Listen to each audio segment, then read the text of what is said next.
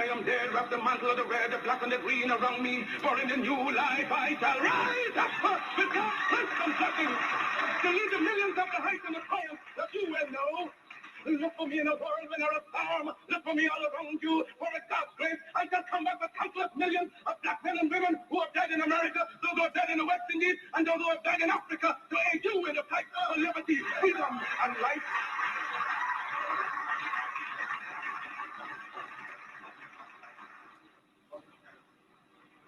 Any leadership that teaches you to depend upon another race is a leadership that will enslave you.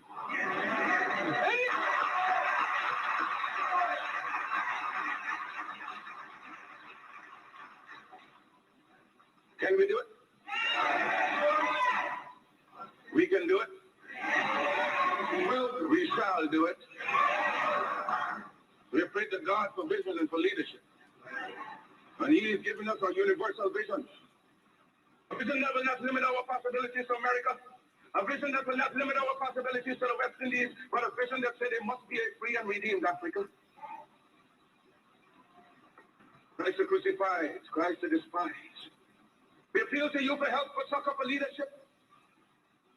And you endeavor to carry your burden at the heights of Calvary. And white men scorned you. And white men scorned you. When white men spat upon you, when white men pierced your side out of which blood and water gush forth, it was a black man in the name of Simon the Syrian who took your cross and bore it up the heights of Calvary. And now that we are bearing our burden, it being so heavy, we just ask that you just help us on up the heights. Oh yes, the cause is grand, the cause is true. Surely we shall not turn back. Oh, sail on, sail on, sail on, almighty ship of state, sail on until the flag of the red, the black, and the green is perched upon the hills of Africa. Because the time must come for the black man to forget his hero worship of other races and to create and emulate heroes of his own. We must canonize our own saints, create our own martyrs, and elevate the positions of fame and honor black men and women who have made a distinct contribution to our racial history. Sojourner Truth is worthy of a place of sainthood alongside the Joan of Arc. Christopher Harris and George William Gordon are entitled to the halo of martyrdom with no less glory than the martyrs of any other race. Toussaint Louverture's brilliancy of a soldier or a statesman outshone that of any other people, hence he's entitled to the highest place as a hero among men. Because Africa's created millions and countless millions of black men and women in war and peace, whose luster and bravery outshone that of any other people. So why not see good and perfection in ourselves? We must inspire our literature and promulgate the doctrine of our own without any apologies to the powers that be. That's right, it's ours on God. Let sentiments and cross opinions go to the winds. We are entitled to our own opinion and are not obligated to or bound by the opinions of others. If others laugh at you, return the laughter to them. If they mimic you, return the compliment with equal force. Because they have no more right to dishonor, discredit you in manhood than you have in dealing with them. Honor them when they honor you. Disrespect and disregard them when they vilely treat you. Their arrogance is but skin deep, an assumption that has no foundation in morals or in law. They have sprung from the same family tree of obscurity as we have. Their history is as rude in its primitiveness as ours. Their ancestors were running wild and living in trees of branches like monkeys as ours. They made human sacrifices, ate the flesh of their own dead and wild meat from beasts for centuries, even as they have accused us of doing. Their cannibalism is more prolonged than ours. When we were embracing the banks of the Nile, they were still drinking blood out of the skulls of their conquered dead. After our civilization had reached the noonday of progress, they were still living in holes with bats, rats, and other insects and animals. After we had already unfathomed the mystery of the stars and reduced the heavenly constellations to minute and regular astronauts, there were still backwoodsmen living in ignorance and in blatant darkness.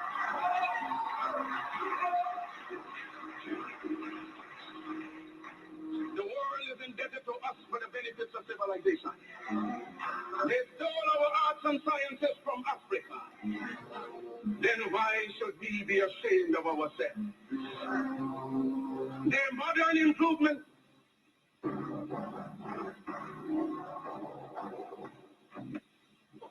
to be reflected and resurrected by our generation and our posterity.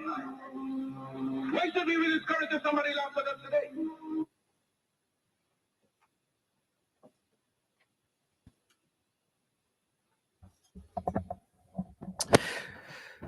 Yes, family. Abibi Fahodie, Abibi Tumi, African liberation, African power for all African people. Tendai Mwadi, welcome. And you know what I'm saying? This is the day, the 10th of June, 1940, when the most eminent prophet, Mosiah Garvey, the supreme visionary and organizer, passed into the ancestral realm. And so, you know, man, I had to just do a quick, you know what I'm saying, live, innit? You know, to mark the day and honor you know, the great African by the name of Mosiah Garvey. So yeah, man, share the thing far, yeah, share it far and wide. Yeah, I'm not even gonna keep you very long, family. Do you know what I'm saying? But I felt that, you know, to just do a thing to mark the day and share some thoughts, yeah. And it's gonna be a little bit random still, you know what I'm saying?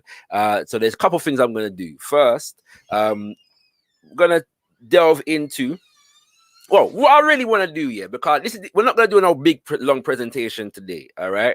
We're not gonna break down the deep history, yeah, when it comes to Papa Garvey and the UNIA ACO.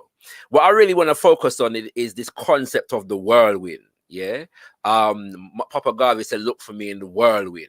And so what that means, yeah, because he's talking in the event of his passing, right?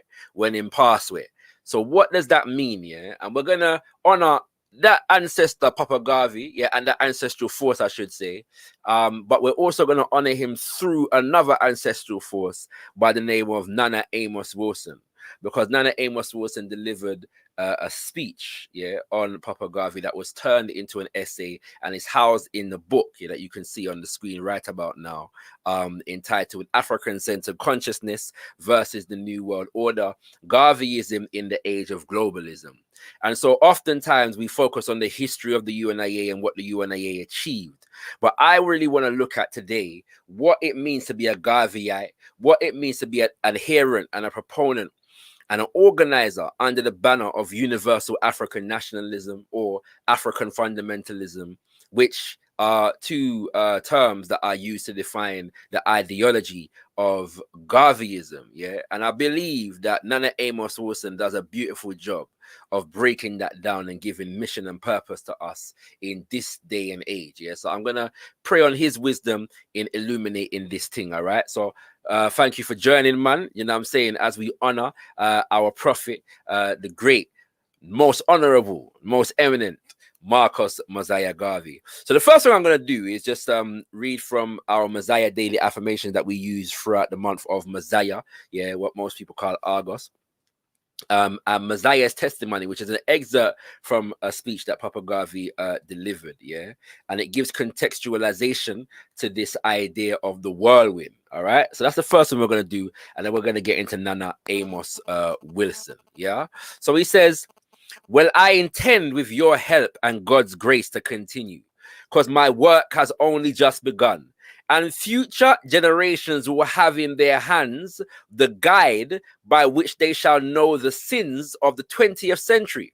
I do, and I know you too, believe in time, where we shall wait patiently for 200 years, if needs be, to face our enemies through our posterity." Yeah.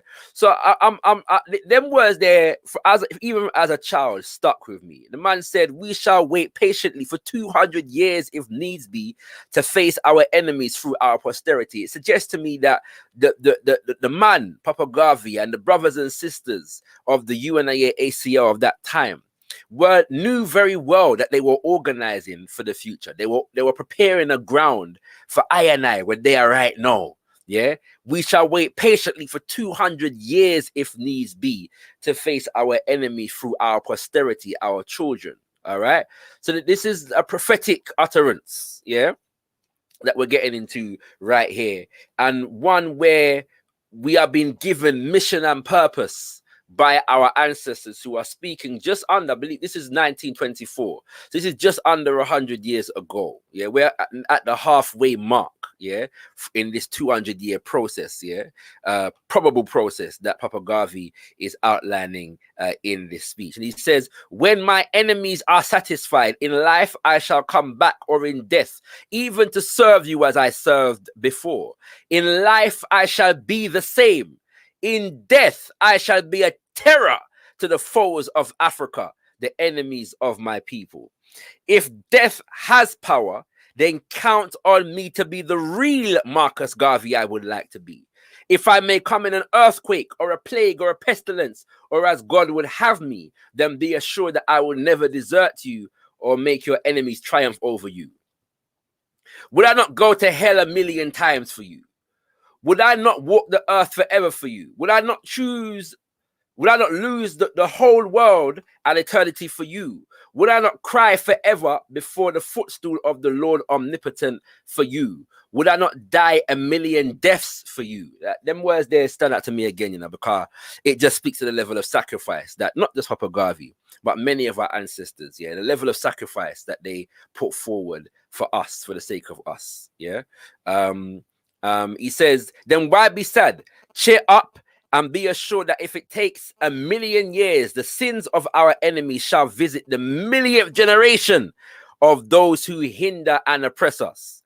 If I die in Atlanta, which is where he's making this speech from, which is where he was imprisoned, in the United States of America before being deported. If I die in Atlanta, then my work will only just begin, for I shall live in the physical or the spiritual to see the day of Africa's glory. When I am dead, wrap the mantle of the red, the black, and the green around me, for in new life I shall rise up with God's grace and blessings to lead the 1,000,000 to the heights of the triumph with the colors that you well know. Look for me in the whirlwind or a storm. Look for me all around you, for with God's grace I shall come back with countless millions of black men and women who have died in America, those who have died in the West Indies, and those who have died in Africa, to aid you in the fight for liberty, freedom, and life.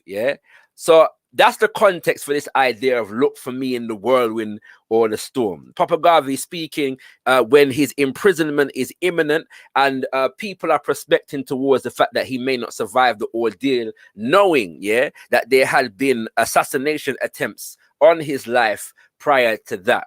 All right. And so I see it as a call to action for I and I, who call ourselves Garveyites, who call ourselves African fundamentalists, who call ourselves Universal Afrikan Nationalists in particular, but in general, for those who call ourselves revolutionaries and those who call ourselves Pan-Africanists, freedom fighters, to take these words seriously in the understanding that we talk about generational wealth nowadays, and I'm interested in the idea of generational freedom fighting, generational organizing, and with the understanding that Papa Garvey is preparing a road for generations to come. The UNIA ACO is preparing a road for generations to come, and what that means, what that really means, especially because they are England right now, London, United Kingdom, and this is the place that Papa Garvey actually transitioned. All right. And so it's a serious reflection on this day every year for I and I. And so in that spirit, now this beautiful book, Amos Wilson, African Sense and Consciousness versus the New World Order, Garveyism in the Age of Globalism. It's actually taken from a speech that was delivered by Nana Amos Wilson, where he was extracting the lessons from the life and legacy of Papa Garvey and the work of the UNIA ACO. And you notice that I always mention the UNIA ACO because I'm not into this consciousness of celebrating Papa Garvey purely as an individual. Papa Garvey didn't live and die for the elevation of Papa Garvey. Papa Garvey lived and died for the elevation and the redemption of the African peoples of the world. And the vehicle through which he sought to actualize that is the Universal Negro Improvement Association and African Communities League of the World. So he's not an island. He works with brothers and sisters who are around him. And in as much as Papa Garvey is great, he is great because he built an organization with other brothers and sisters. And so Papa Garvey is symbolic, Yes, the man is symbolic of the institution, the institutions, the ideology, the work, the sacrifice of all of those brothers and sisters, those ancestors. Yeah, but in this essay, which the speech of which you can actually find on YouTube, I listen to at least once every year. More often than not, it's more than once, yeah, because it adds purpose. It sharpens and keeps us in tune and sharpened to the purpose, you know, that we live for and work for in this time, family. But he breaks down not the history of the UNIA, but more the purpose and the mission of Papa Garvey and the UNIA ACO in relation to what we learn to apply today. And that's why we're talking today about Marcus Mosiah Garvey, African Futurism and the Whirlwind. Because the whirlwind is mystical, yeah, it has a mystical component to it in the sense of our ancestral energy, our ancestral vibration, our ancestral consciousness, which in the Ifa tradition is referred to as Ori. Yes, that we tap into that consciousness, that revolutionary, supreme, visionary, masterful organization consciousness in order to do the work that we're doing today. That's a mystical element to it. But it has a very real, down to earth, grounded element to it as well. Yeah, as Papa Garvey said, we shall wait for 200 years if need be to fight our enemies for our posterity. Yeah, that the sins of our enemies, yes, will be challenged and fought by the millionth generation coming after those that were living in the 1920s. And so, quite literally, the whirlwind of Marcus Mosiah Garvey is I and I, right? Yes or no? And more specifically, those of us who are inspired, yeah, and conscious of our commitment to the liberation of African people through adherence to the life, the legacy, the mission, as exemplified by Papa Garvey and the UNIA ACL. All right. So Nana Amos Wilson, who is a man who, when I think of ancestors who died too soon, yeah, he's always at the top of my list because he spent a lot of time documenting a body of research and work, yeah, that can guide efforts in organizing, and was in the process of basically delving deeper into the actualizing of what he had been researching and presenting and publishing for our sake. All right, but he passed away in 1995. Just before, well, just at the completion of the book, The Blueprint for Black Power. But in this particular speech, in looking at and analyzing the legacy of Papa Garvey, I believe he says a lot of instructive things. Yeah. And so what I'm really going to do today is just explore some of what Nana Amos Wilson explored and just share my thoughts with you. It's going to be very, very loose. And then we're going to just leave it there for honoring the day that, marking the day that Papa Garvey transitioned to the ancestral realm. And so, at some point in the speech, Nana Amos Wilson says one of the major things in the Marcus Garvey legacy was that of his perception of reality. I often talk about reality in my classes and general lectures so that attendees would recognize that at the center of one's adjustment to the world, at the center of one's ability to deal with the world, to change the world, to suit one's advantage, is a knowledge of reality.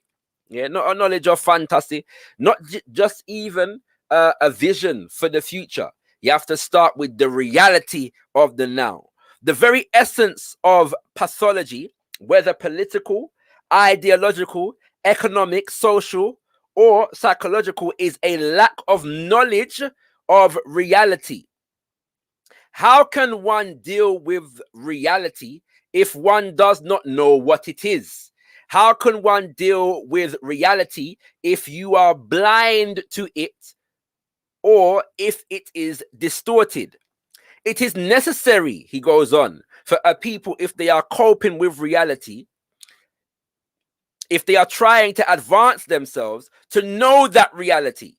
They need sensors and people who can tell what that reality is, who can inform them as to the nature of that reality, such that the decisions the group must take in determining how it will behave, how it will shape its destiny, can be based on the real, not the unreal. That reminds me, there's a in ancient Kemet, you had principles of initiatory mastery, yes, and one of the principles of initiatory mastery, as documented by our ancient Kemetiu ancestors, was the capacity, the ability to tell the difference between the real and the unreal.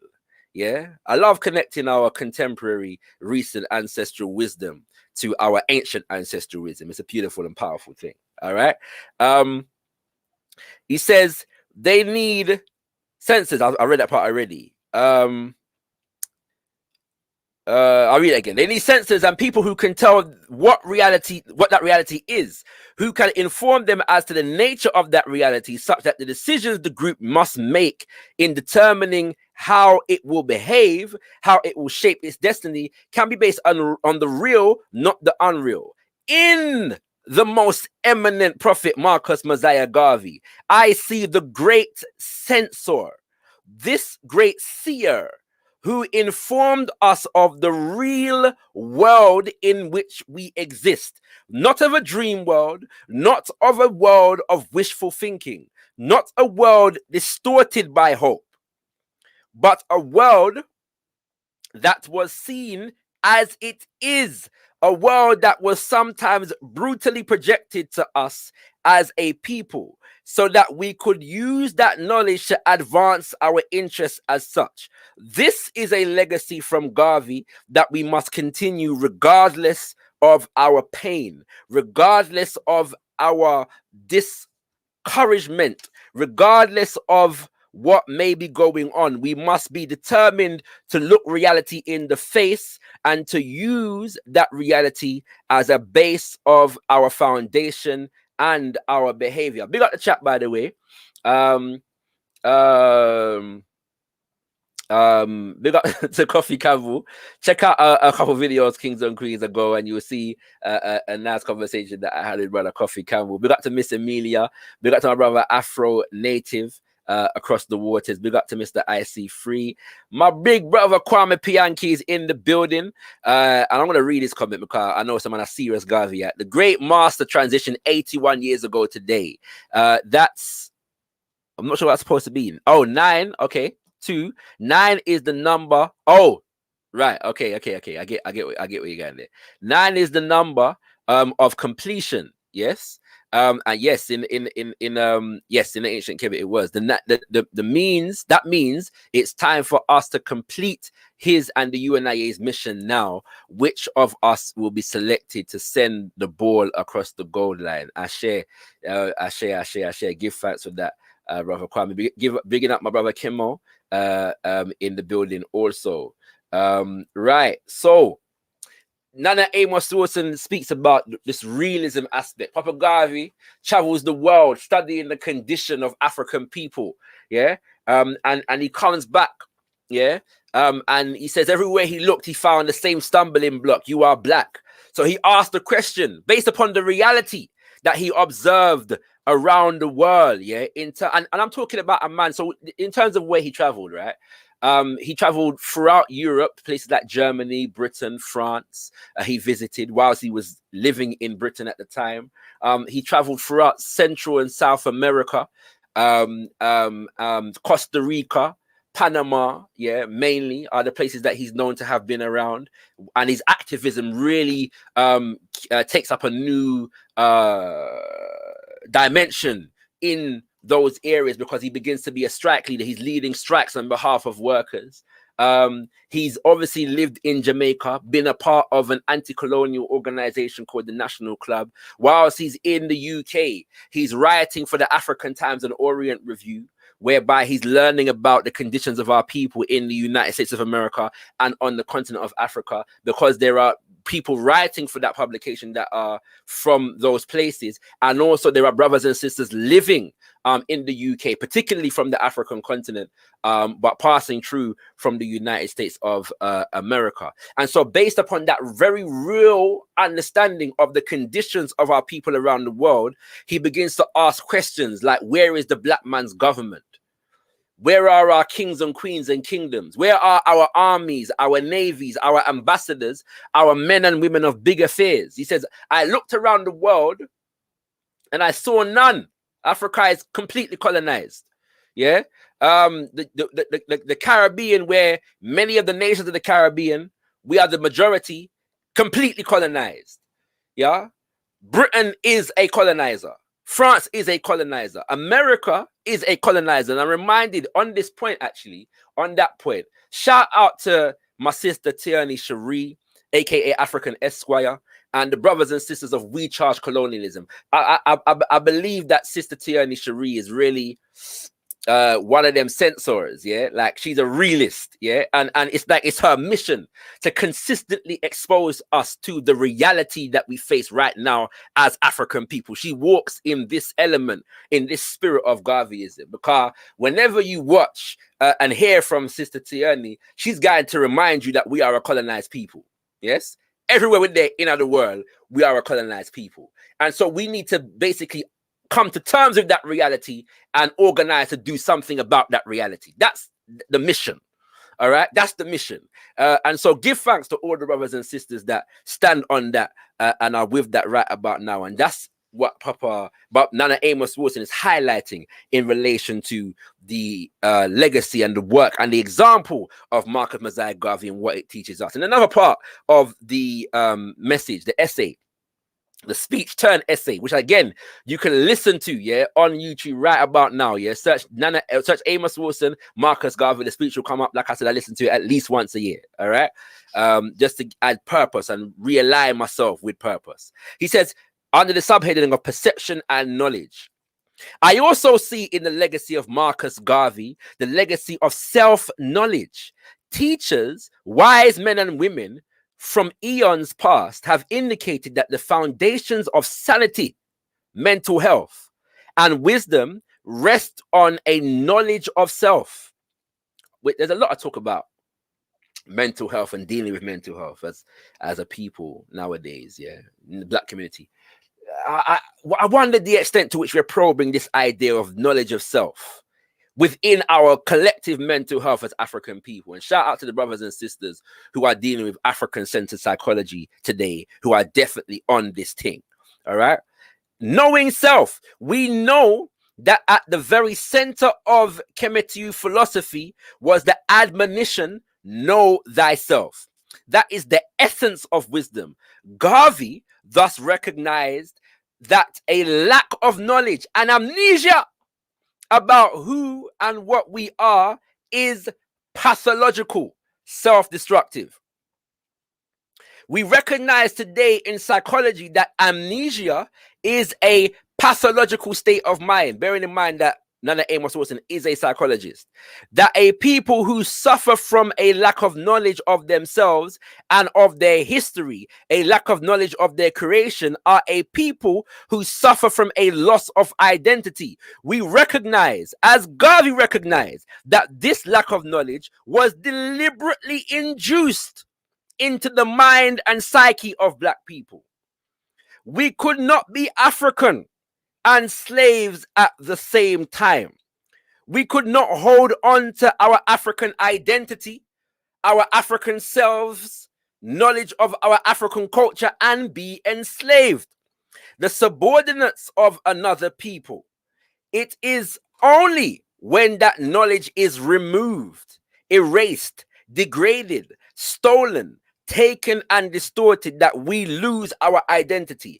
It is then that an identity is placed upon us by another people and by external forces. Therefore, a lack of self-knowledge is a lack of awareness, and a lack of self-awareness is an insensitivity of the self. You can't do for self without first knowing self. How can you do for self if you don't know self? Jeez. A lack of awareness, self-awareness, is an insensitivity to the self. You're not sensitive to your own desires, your own needs, your own reality. But an insensitivity in the self is also an insensitivity to reality and the outside world. Without the sensitivity of the outside world and the self, we are left to blindly stumble from one point to another. This is extremely pertinent to our present conditions, kings and queens, yeah, where we're seeing an all-out assault on the idea of being African, yeah. And this is not new. We know that many generations of our ancestors had many among us, them, who rejected their Africanness.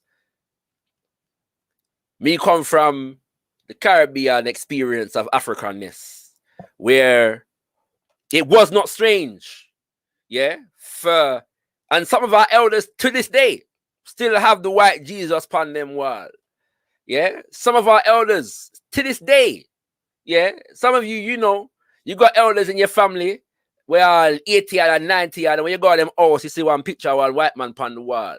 And next to the white man, somewhere else in the house, you see some picture of King George and Queen Elizabeth II. You know what I'm saying? And all these things, yeah. We're taught to emulate and cut and shape ourselves in the image of our colonizers and reject our identity. I'm reminded of another quote from Papa Garvey, which is how is the message to the people, where he's talking about the importance of developing institutions based upon our own culture and civilized idealisms.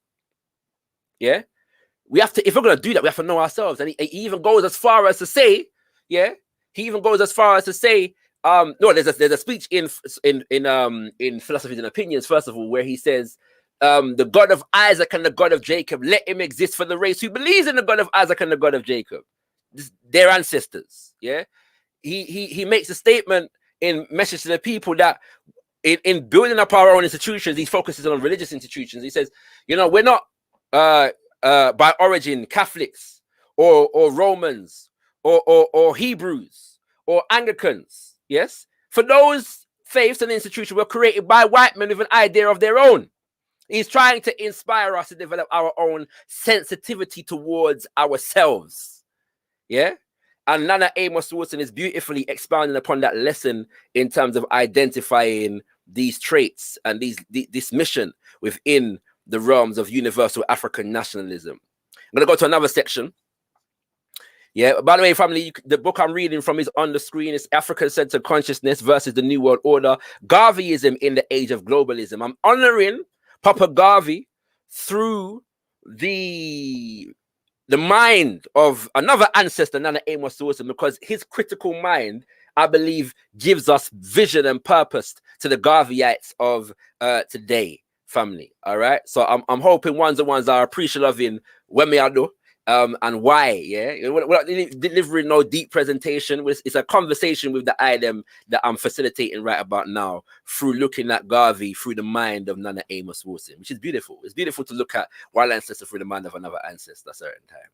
He says, we see in Marcus Garvey the ultimate psychotherapist, one who is revealing and one who reveals the unconscious controls, the controls that were implanted outside of our consciousness by our enemies and oppressors. Yet despite those controls being outside of our consciousness, they were manipulating our behavior to our own disadvantage. In bringing those unconscious forces into consciousness, he made it possible for us to bring those forces under our control, rule, logic, and rationality, and under the control of the ideology of nationalism. This is the legacy that still lives today. Yeah. So in making ourselves conscious of that reality, yes, we engage in our own psychotherapeutic processes. Yeah. The liberation of African people is an act of psychotherapy in undoing the mental enslavement that we've been indoctrinated into. And so enough of us, there's a rise right now all over the Western world, whereas it's always existed in majority African nations, I'd say to some degree, in Africa and the Caribbean. There's a rise among many of us in the Western world of this black conservative class, which I call the black conservative industrial complex, because these are black people that are positioning themselves, to reap financial rewards from the Western power structure. That's their aim and their mission, clearly, right? Repugnant intentionality.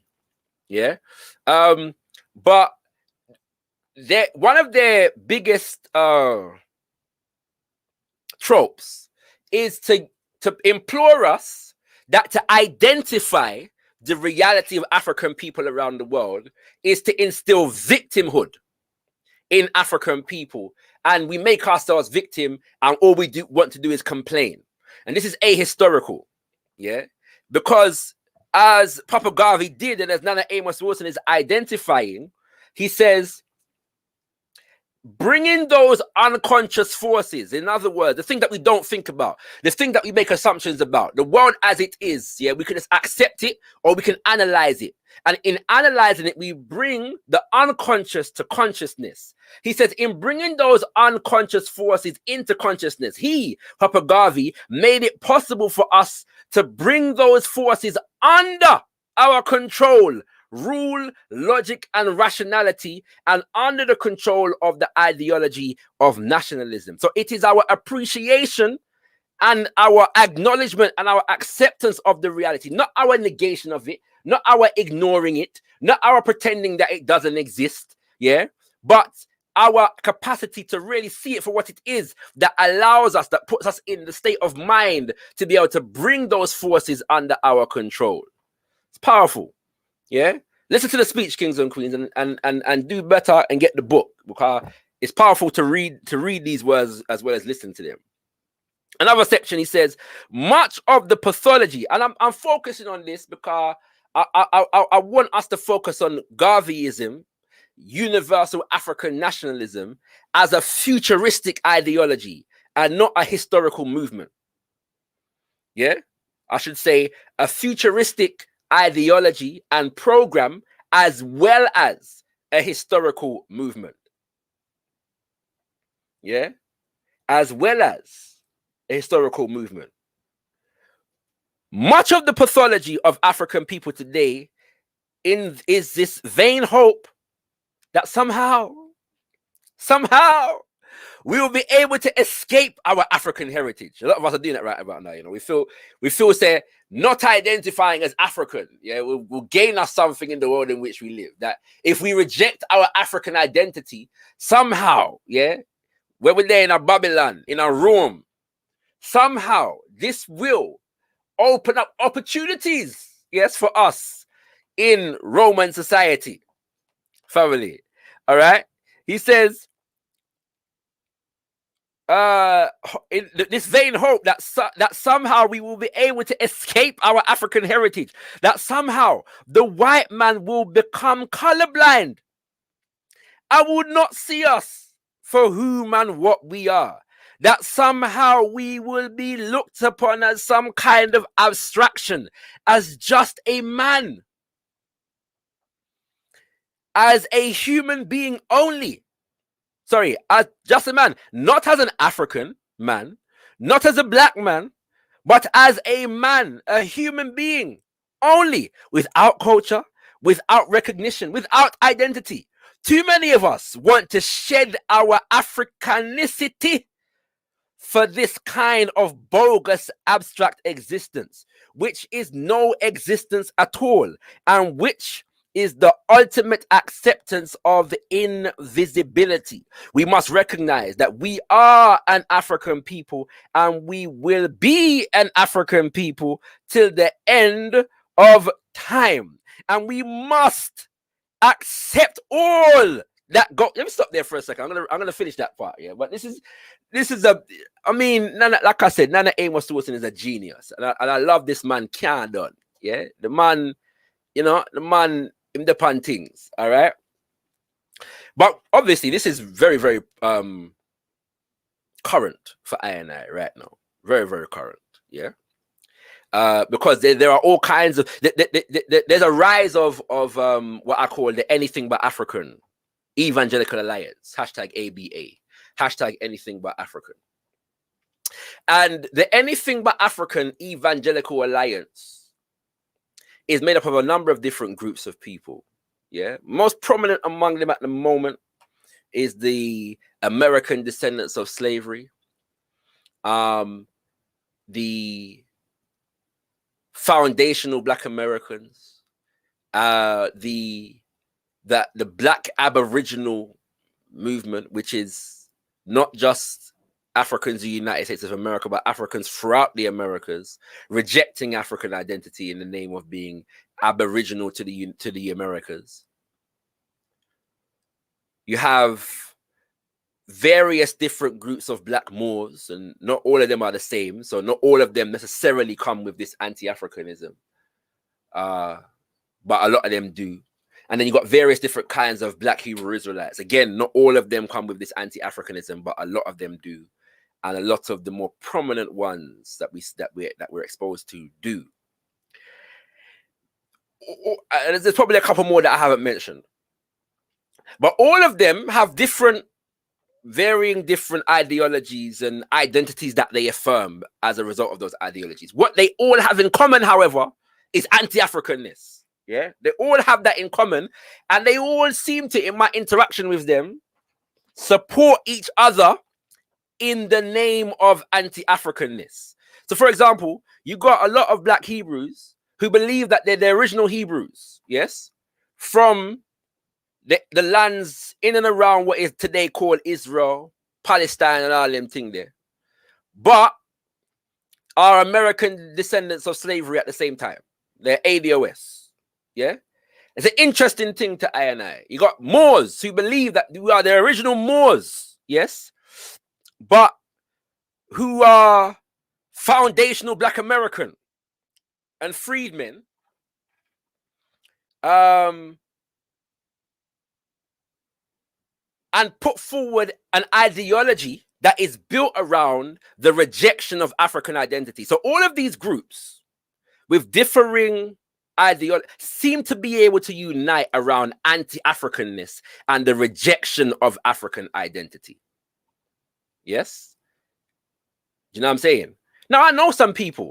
We're from the Caribbean, right? So we know people that have indigenous ancestry and also embrace their Africanness. Why? If you have what's it called? I should say ancestry indigenous to the Americas, yeah? And also embrace that. So why should it be a prerequisite of embracing that aspect of your ancestry? That means you must reject the African. There's something going on there. And it has nothing to do with telling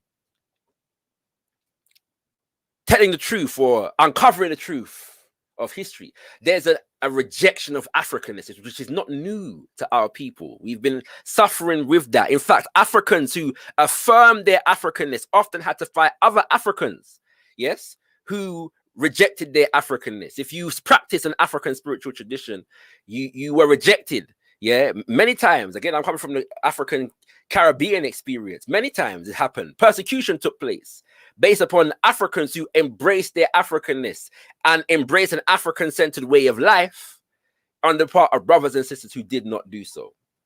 And so we see that Nana Amos Wilson is identifying this trait, and Papa Garvey addressing this trait and this instance, this tendency among us to feel that in rejecting our Africanness, we're going to fare better in the world. There's something awaiting us if we are only able to shed and get away from this African identity. Yes, he says we must recognize that we are an African people and we will be an African people to the end of time. And we must accept all that goes with that. We must accept the good, the bad, and all the possibilities that go into being, that go with being African. There's another quote from Nana Amos Wilson.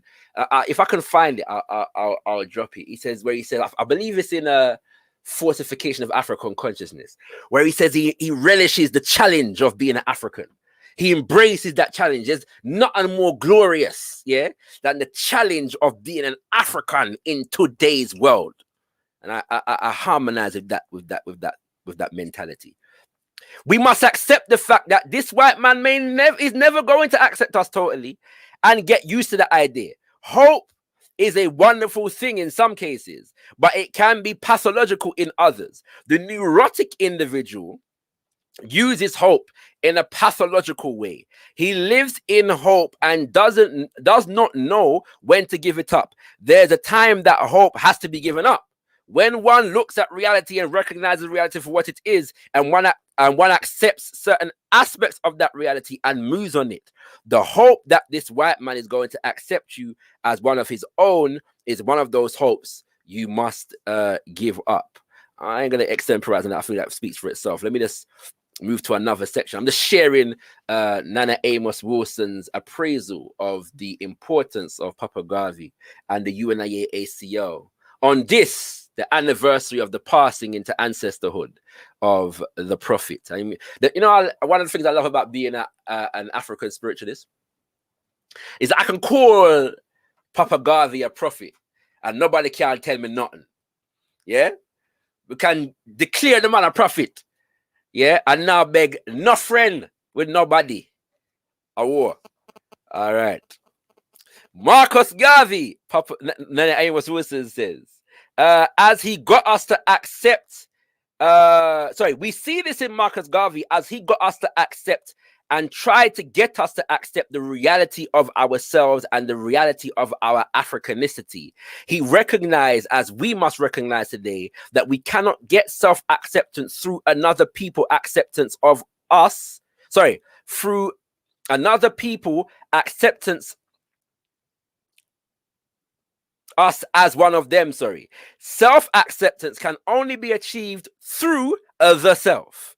We must not wait for our enemies to approve of us and to so-called accept us as a way of accepting ourselves. A lot of us here believe that, if we stop complaining about British society, right? This is their word, complaining about British society, and let's get involved. Yes. All right. Do you know what I'm saying? In it, get involved. Yes. In the capitalism. Yeah.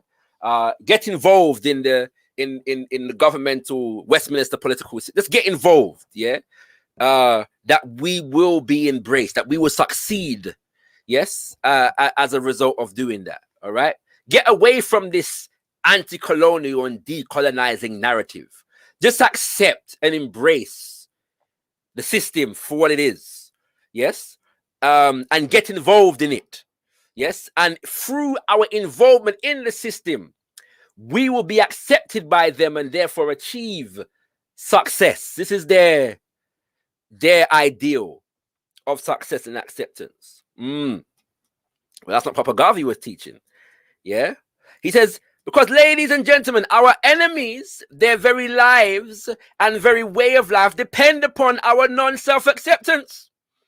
If the foundation of their very culture and the foundation of their economic, political, and social system is one that is founded upon the subordination of black people, then you must recognize that they are not going to give that up, for it would be like giving up their very lives and their very existence itself. Therefore, for us to wait around in the vain hope that through their acceptance we will come to accept ourselves is to wait for nothing, because we will gain nothing as a result of this kind of illusion.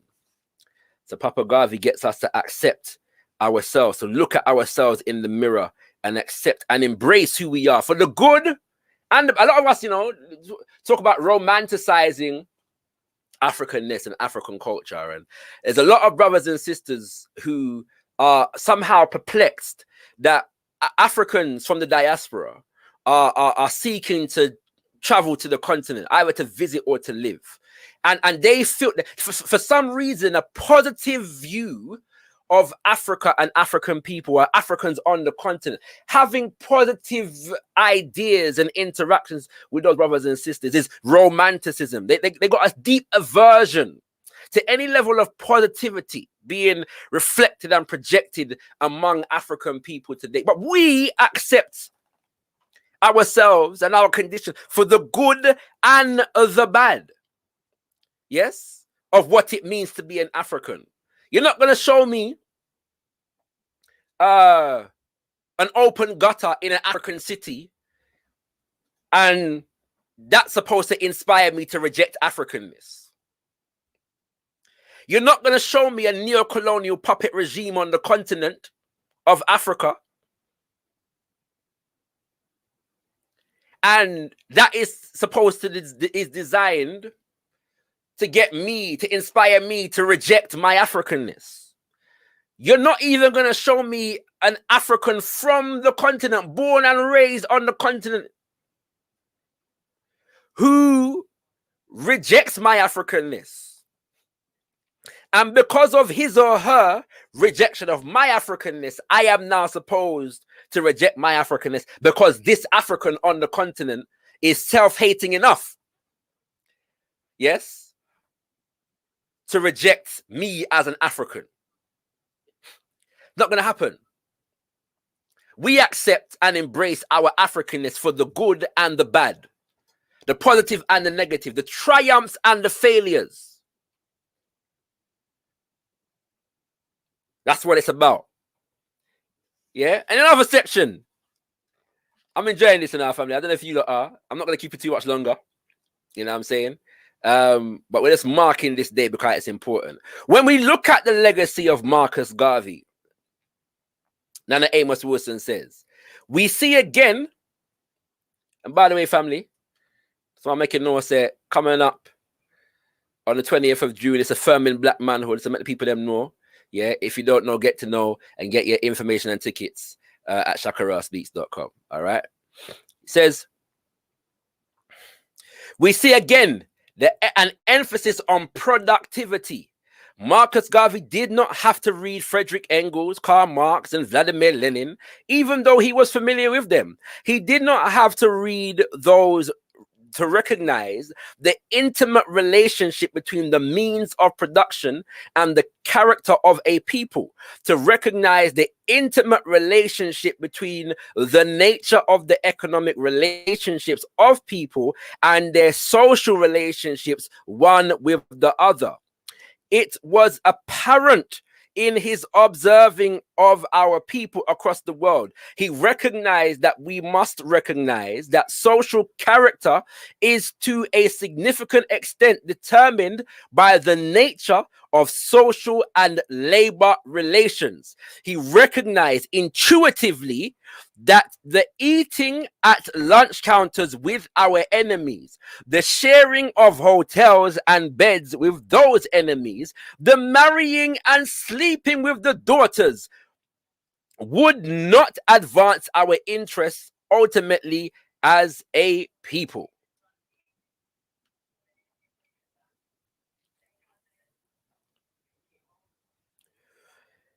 I've lost my place, kings and queens. Bear with me.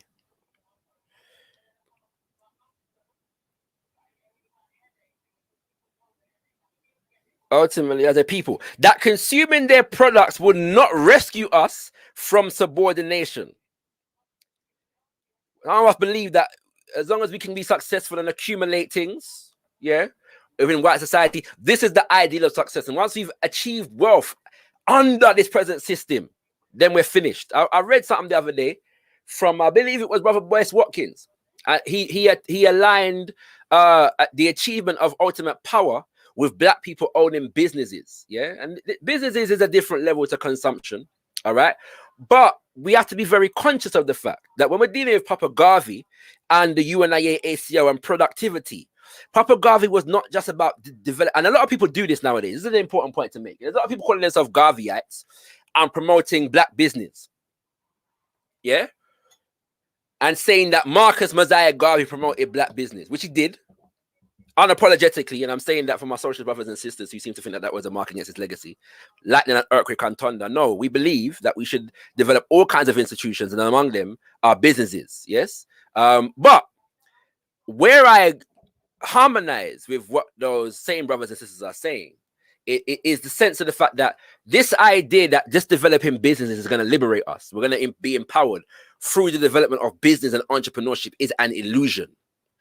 And because when we're dealing with productivity, Papa Garvey was not just about developing businesses, but social relationships among those businesses that will lead to the development of economies and economic systems. That we must have our own, not just businesses, but economies and economic systems. If we are not talking about our businesses on the level of developing economic systems, then we are not dealing with Garveyism. Yeah? Make that very clear. If we are just talking about developing businesses under global capitalism as it is currently constituted, yes, forex trading and having successful businesses under the dictates of the global stock market, then we're not dealing with Garveyism. I hope that makes sense to one and all. He says, ultimate freedom and independence is founded on production, upon the creation of employment, upon the creation of labor, and the creation of products for our own consumption. When we look in the world today, we see that the powerful nations and people are producing people, not consuming people. As I have said, often said, you cannot consume yourself into equality. You cannot consume yourself into power. We're honoring Marcus Mosiah Garvey on the anniversary of his passing, and we're honoring him through the words of Nana Amos Wilson, yeah, because I believe he gives us a lot of things to reflect on. In the next section, Nana Amos Wilson talks about what he calls the assimilationist treadmill, the illusion of progress. He says, we have a leadership.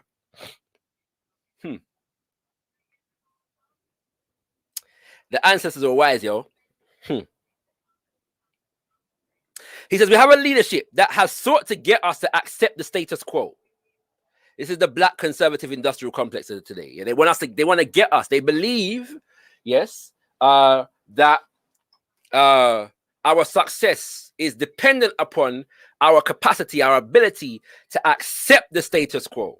Yes, and embrace it as our own. All right. The control of the world by the European. You know, don't try to fight that. Yeah, accept it. Embrace that. All right. You errantly hear some of us conceding that it's the white man's world. So we may as well learn how to live in it or just get along. The assimilationist often accepts, consciously or unconsciously, the idea that the white man will continue to rule the world. That's what he accepts. He bases his ideology and political action on the concept that somehow our destiny is not to overthrow the white man. That our destiny is not to remove this pathological person. That our destiny is not to suppress and bring these sick people under control, but to heal them in some sort of way, to convert them to even become part of them. The aspiration of the black conservative industrial complex is not to be ourselves, the best of ourselves, but to be as much the best of the white man that we can be. That's why I say, I'm not African, I'm British. Yes? I'm not African, I'm American. Yeah? We built the country. Yeah? You got Africans that say that, you know. And I know my brothers and sisters in America may not understand what, some of them anyway, don't understand necessarily the nature of British colonialism and the fact that those nations that were colonized by Britain were working labor, yeah, were subdued for the benefit of Britain, literally, and that our ancestors, our ancestors and grandparents and great grandparents and parents, those of us who live in this country because of the fact that after World War II, Britain literally called us to come to the mother country, literally to build it up.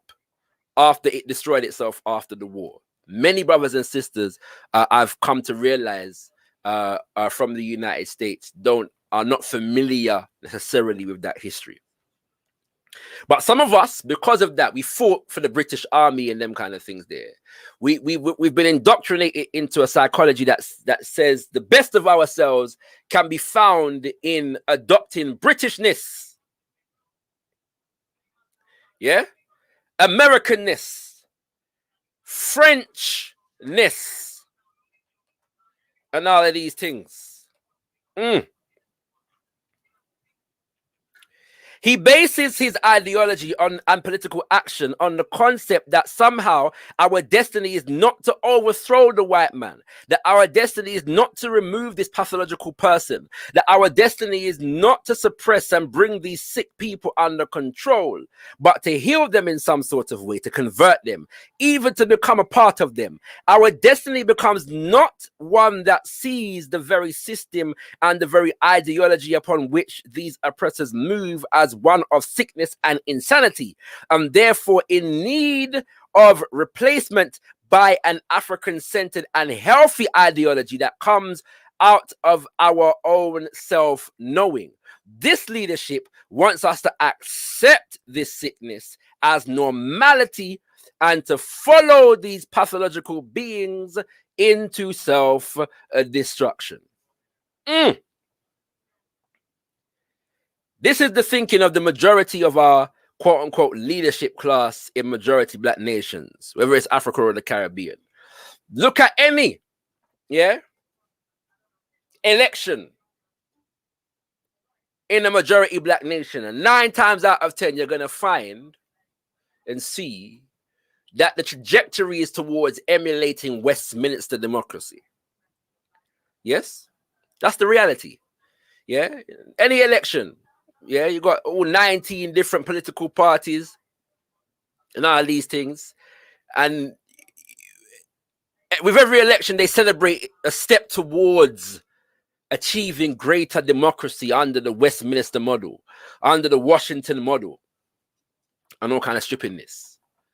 Yeah, we're honoring the most eminent prophet, Mosiah Garvey, on the day that he transitioned into ancestorship. We're honoring him through the words of Nana Amos Wilson and the assessment of Nana Amos Wilson. So I'm going to skip a whole lot, right? Because we've given an assessment of the assimilationist leadership, right?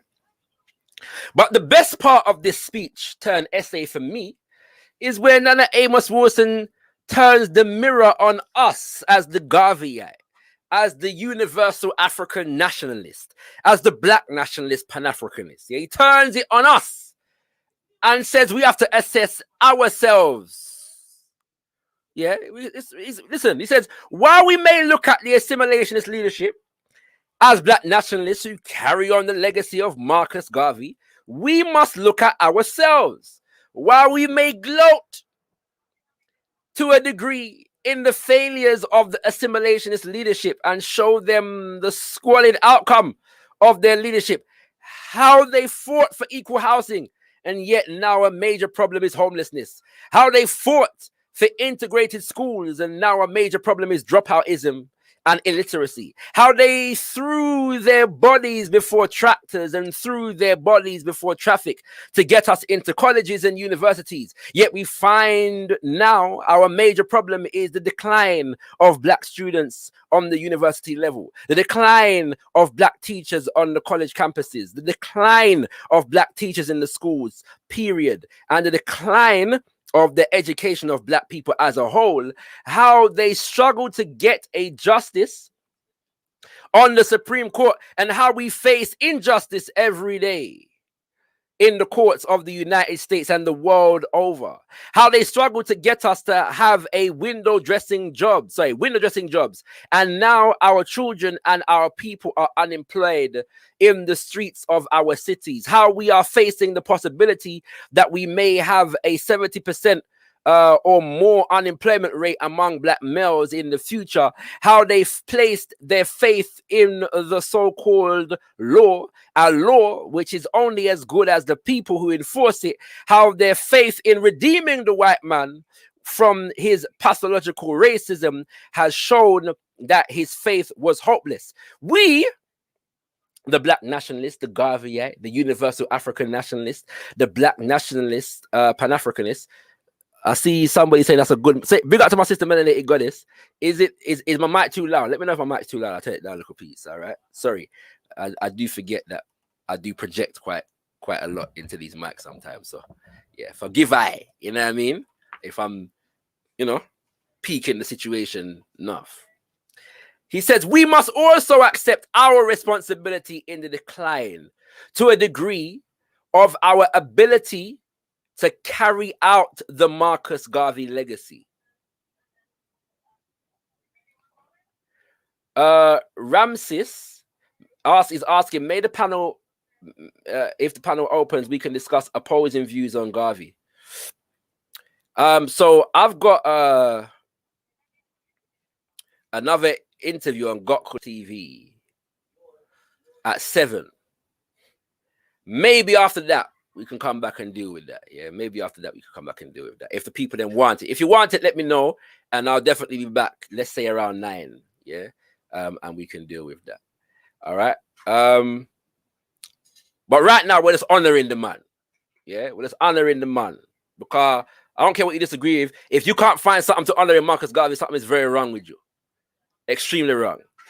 He says, we must also accept our responsibility in the decline to a degree of our ability to carry out the Marcus Garvey legacy. How has this occurred? To a degree simultaneous with the rise of the assimilationist leadership. I think we had a rise of pseudo-nationalistic leadership, a nationalist rhetoric without a nationalist substance. People who talked a good nationalism, but who do not behave and actualize what that nationalism means. We are now engaged in a struggle between true nationalism and counterfeit nationalism. It is time for us to remove those counterfeit nationalists who are also in a subtle sort of similar way the partners of the assimilationists. So he goes on to define a number of indicators for identifying the true nationalist. Yeah, again, this is my favorite part of the speech because it challenges me personally.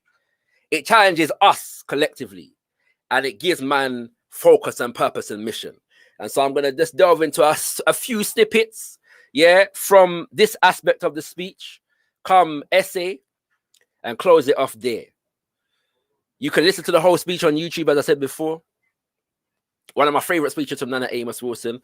And you can get the book if you want to consider the words a bit more. The book contains more essays than just this one.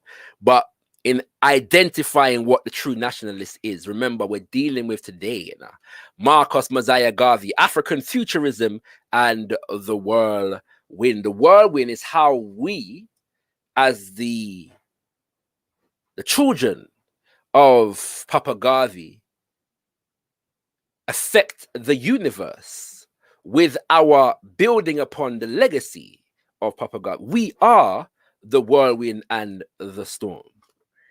The true nationalist, Nana Amos Wilson said, is forward-thinking and futuristic. I see too few conferences, too few people concerned with the future, even nationalists. What is going to occur in the year 2000? Bearing in mind, this speech was delivered in the 90s.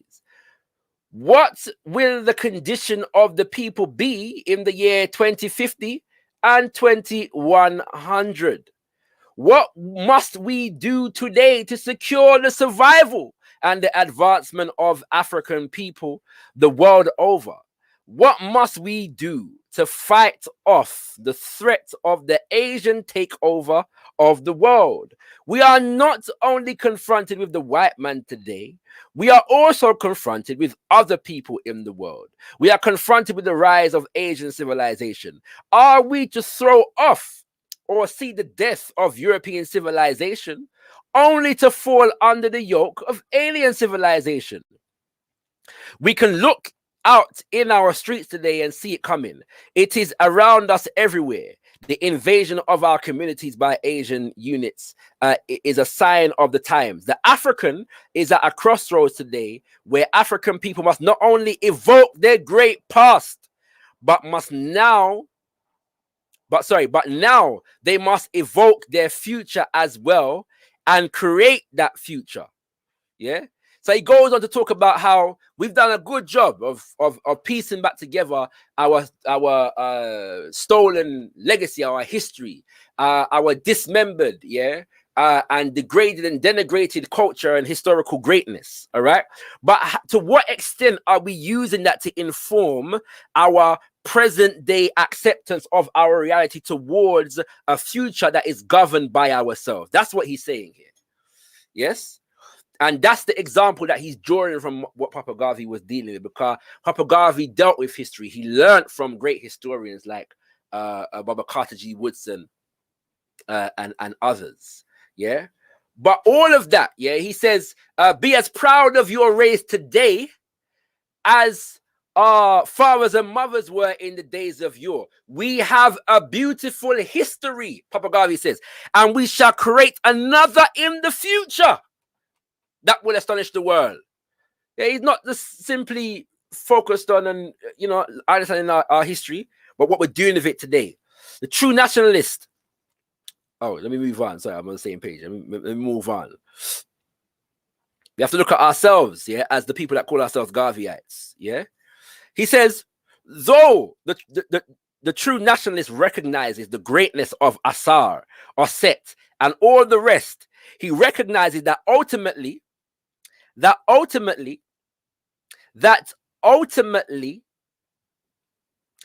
pyramids were built by the hands of men and women.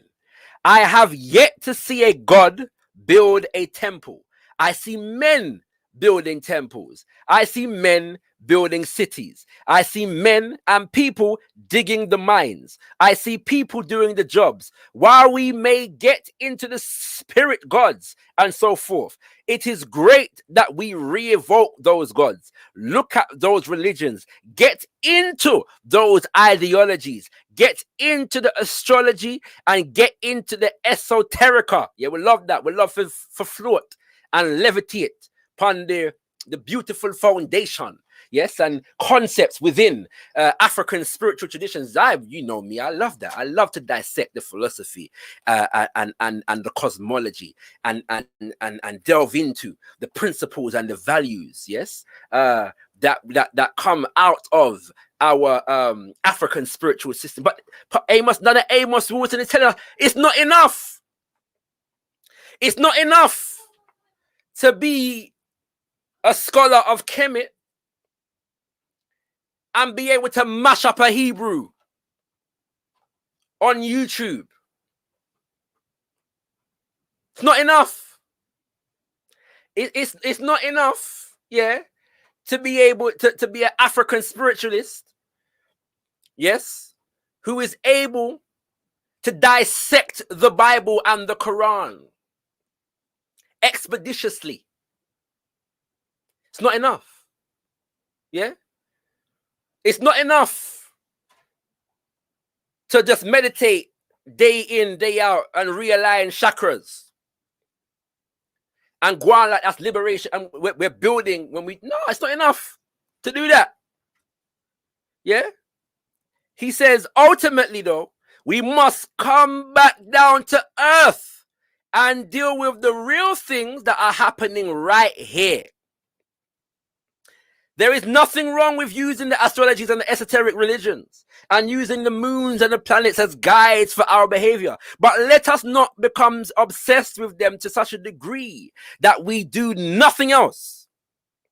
In fact, in my daily life, the most retarded people I see in terms of economic, social, political, and personal development are the ones who know the most about the moon, the most about the planets, the most about numbers and numerology. Oftentimes, I have to remind them, when are you going to use some of this stuff for your own self-advancement. You know, there's a saying from Papa Garvey where he said words to the effect that he's talking to Africans in Jamaica. He said, "On a pray too much." Yeah, he says, "On a pray too much." He says, there are two types of worship: the sentimental and the scientific. And the Negro, to his detriment, employs the sentimental. That's what he says. Yeah. So some of us, in the name of African nationalism, have gotten into a diminished ideal of what culture is. Culture is, you know, just it becomes passive. Yeah, that we find ourselves in some corner somewhere where we beat drum. Yeah, and we name Baba Tunde, and we can eat eba and egusi, you know, and have our 2-3 wife and all them something there. And this is the liberation work. Yeah, no, not gosso. It's important. Yeah, it's important for them eba and egusi and name Baba Tunde and beat drum. It's important, but that's not African spirituality. African spirituality has real implications for social order, political order, economic order. There's a good video, actually. Big up my brother, Derek, I believe his name. First name is, I forget his surname.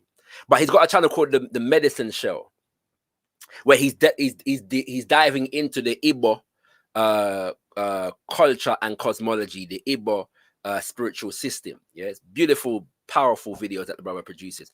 But one of his latest ones is on the concept of the market, yeah, and why the market is sacred, yeah, in Igbo culture. And the market being sacred in Igbo culture, this is the center, the economic center of the nation. The economic center of the nation, yeah, is the market, which is governed by women. It's important to note that, yeah, the market in Igbo culture and many African cultures is the domain, the preserve of women. Yeah, no, enough people are uncomfortable with that. But he breaks down the fact that the market is a sacred place in the culture, and that sacredness is exemplified in a narrative in which the creator and the divine forces created the market as a means for maintaining equilibrium, yes, between the forces of nature. Because if they're not in harmony with each other, disorder and destruction is manifest in the universe. Yeah.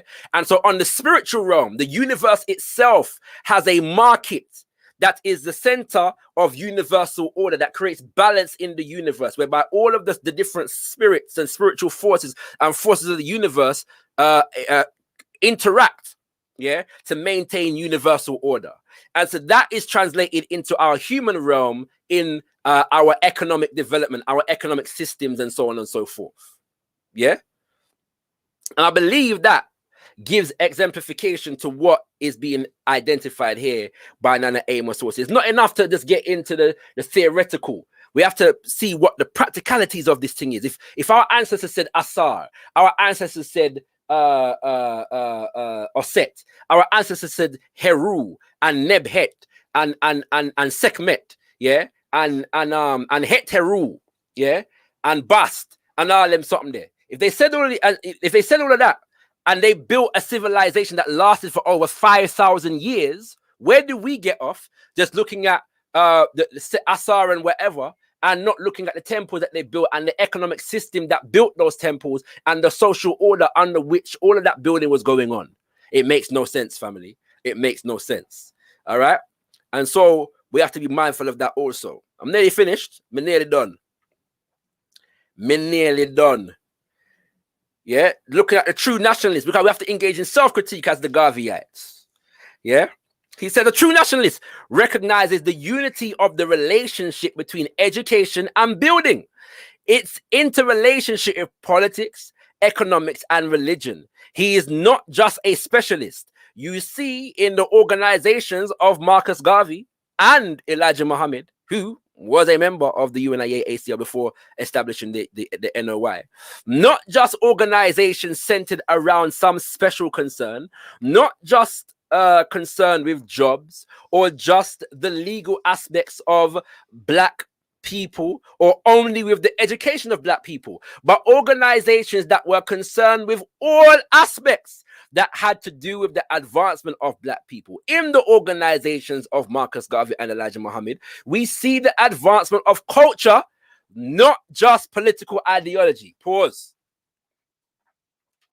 The man say, you know, what the man said. The man say in the organization of Marcus Garvey and Elijah Muhammad, we see the advancement of culture, not just a political ideology, but of a full culture that concerned itself with reconstruction of the family, the education of its children, the development of an economic system, ultimately with the development of a nation and the development of a people. It's not enough for us to have political ideology, political education. Culture is the entire way of life of a people, how people live their lives. And culture, way of life, informs political ideology and development. And therefore, political ideology reinforces the culture and seeks to fulfill the aims of the people and the culture through the political systems, the social systems, and so on and so forth. That line is so deep that I ain't got time to go into it today, but just I'm going to read it one more time. We see in the organizations of Marcus Garvey, we see the advancement of a culture, not just a political ideology, but a full culture concerned itself with the reconstruction of the family, the education of its children, the development of an economic system, ultimately with the development of a nation and the development of a people. Therefore, the true nationalist sees a unity and a relationship between things and recognizes that all aspects important to the advancement of our people must be developed, spoken to, and related to each other. For the sake of time, I'm not even going to extemporize on that any further. And I'm checking the chat, and it looked like the anti-Garveyite them are not looking to come true later on. Yeah, so that's fine. Don't feel compelled. I was just checking. If you really wanted it, I'll come through back in a few hours' time, so all the people them that got disagreements can levy them. But right now, there's another man on the day that he became an ancestor. A true nationalist not only motivates through language, rhetoric, and oratory, but trains. You cannot train a people with 2-hour lectures on a Saturday. Once again, a true nationalist not only motivates through language, rhetoric, and oratory, but trains. You cannot train a people with 2-hour lectures on Saturdays. You cannot train people with bi-monthly or weekly meetings. I often get people who ask me, why do we do this? Why can't we just get it? They throw up their hands in exasperation. Why do we behave in this way or that way? Can't we see? What must we do in order to overcome these whatever? I get this kind of bedevilment. Often the questions are asked with the expectation that some kind of magical formula is going to be handed out. Just abracadabra and things will change. Just make a few passes across your heart or such and it's going to change. Yeah, it's not that way. You do what every people have done. What you do. What do you think these schools are out here for, brothers and sisters? What do you think the colleges are here for? What do you think the various institutes are here for? They are here to train people to behave the way they are expected to behave. You don't leave it to circumstance and happenstance for your people to behave the way they should behave. You train them to behave the way they should behave. I'm going to wrap up soon, y'all. But what Nana Amos Wilson is identifying here, extracting from the legacy of Papa Garvey, yeah, is extremely important. First and foremost, necessary to note that many people don't know that Papa Garvey and the UNACL had schools. They even funded in certain areas in the Caribbean for children of the organization to go to school free of charge. Their education was funded by the organization itself. They developed a university in the United States of America called the Booker T. Washington University, and they were also developing teacher training, which is something that I'm involved in at the moment. Shout out to Queen Thais, yeah. And I'm going to encourage everyone to Google Liberated Minds Homeschooling Expo, yeah, because our sister, I just went through her training, yeah, in African-centered homeschooling, because I'm developing training, and I believe that it was important to be trained by people that are doing training. All right, so I made myself her student in that regard, and so she's doing beautiful work, yeah. My father is an African-centered educational consultant. You got brother Marcus Klein, I know, of Freedom Home Academy, who is also developing African-centered educational training. Yeah, but we got to go beyond just Saturday schools. We have to go into full-time education for our children and our people, and that means that our homeschooling networks and our Saturday schools have to evolve into full-time institutions, but they're not going to do that without the necessary training that we need to engage. We need 24-hour on this thingism. Yeah, we can't just go at a meeting pan Saturday, as he's saying, and expect we're going to solve all our problems. Yeah. Finally, actually, let me 1 second.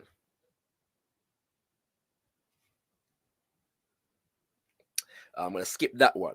Yeah, this is the last one I'm gonna deal with. He says, "You see in Marcus Garvey a man who was building with his organization."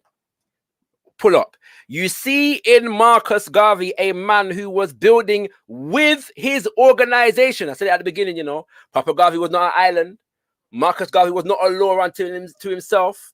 He didn't live for the aggrandizement of Marcus Mosiah Garvey. He lived for the redemption of the African peoples of the world.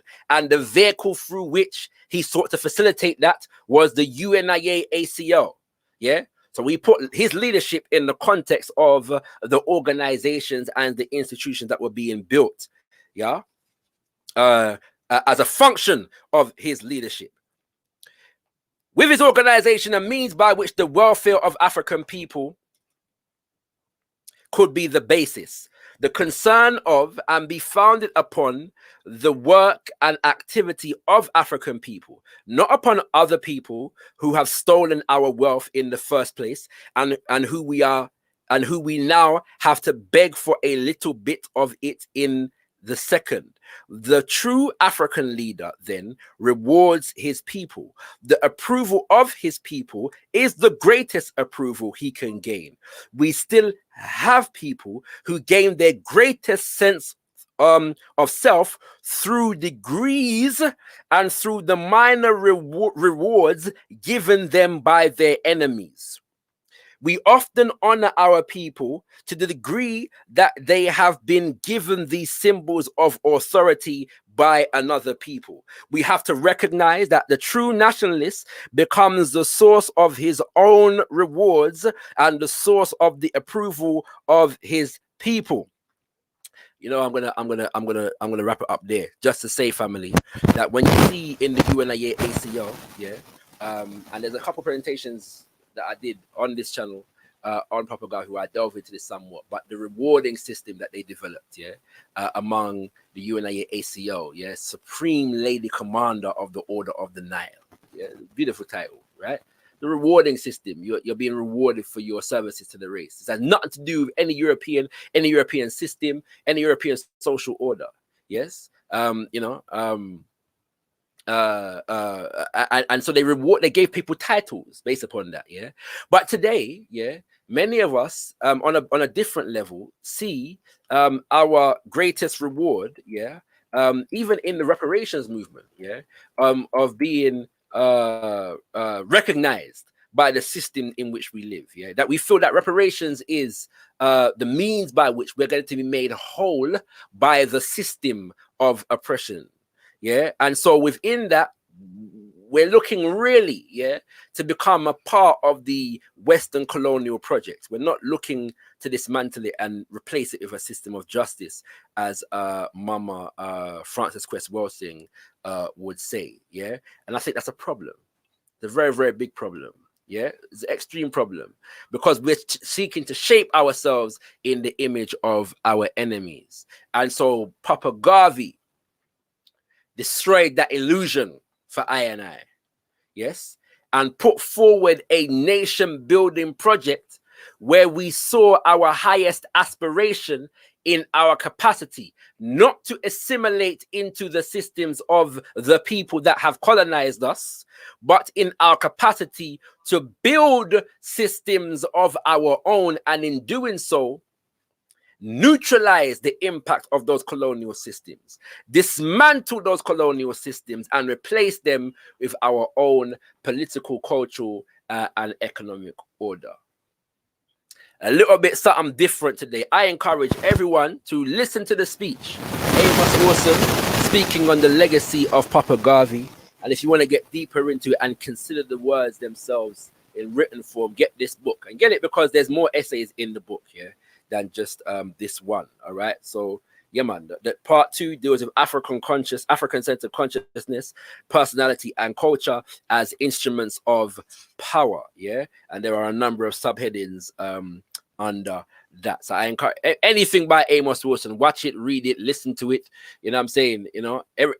10,000 times, in your lifetime. And like I said, this particular speech, I listen to it at least once a year, and usually much, much more. And so the whole point of today is to emphasize the fact that we are the whirlwind and the storm of Papa Garvey. When Papa Garvey says, "Look for me in the whirlwind and the storm," the human being is a force of nature. And when it comes to African liberations, we are children of the ancestors who fought before us, and we shall wait patiently for 200 years, if needs be, to face our enemies through our posterity. We have to know that. He says, cheer up and be assured that if it takes 1,000,000 years, the sins of our enemies shall visit the 1,000,000th generation of those who hinder and oppress us. Garveyism, African fundamentalism, Black nationalist Pan-Africanism, Universal Afrikan Nationalism is not just a movement of history,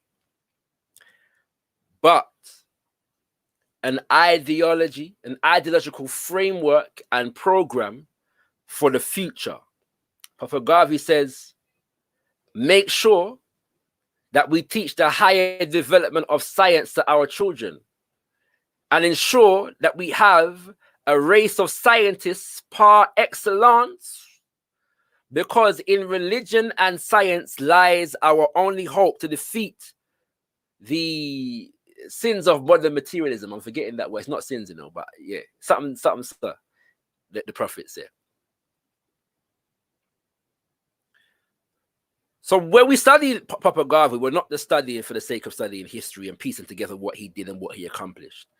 We're studying it to replicate the principles and values of that supreme vision and masterful organizational effort to affect the world, the universe as we know it, and achieve our highest ideal, which is our African selves, our African culture, our African nationhood, our African social order, kings and queens, family, brothers and sisters. And with that, on this, the 10th of June, 2021, 81 years since the passing of the prophet. And yes, we call him prophet, and we now beg no friend. Everybody have them prophet, we can have few one. Today I was when I posted this morning about Papa Garvey, some words from Papa Garvey in relation to marking this day, a brother posted and said, these words, look for me in the whirlwind, and in the new life I shall rise up, and all them something there. Sounds like the words of Mama Mbuya Nehanda. Yes, of the freedom fighter of the Shona people predominantly housed in what is today called Zimbabwe, where she said that even after she's dead, her bones will rise up, yeah, to fight the colonizer. Papa Garvey said the same thing. Yeah, you know what I'm saying? Papa Garvey said the same thing, and we are those children, kings and queens. With that, I leave you. Tendai Mwadi, be thankful unto the Most High, Mother, Father, Creator of the universe. Kudzai Munzima Mokoro, give praises unto our great ancestors. Abibi Fahondie, African liberation. Abibi Tumi, Black power. African liberation for all African people. Ashe, Ashe, Ashe.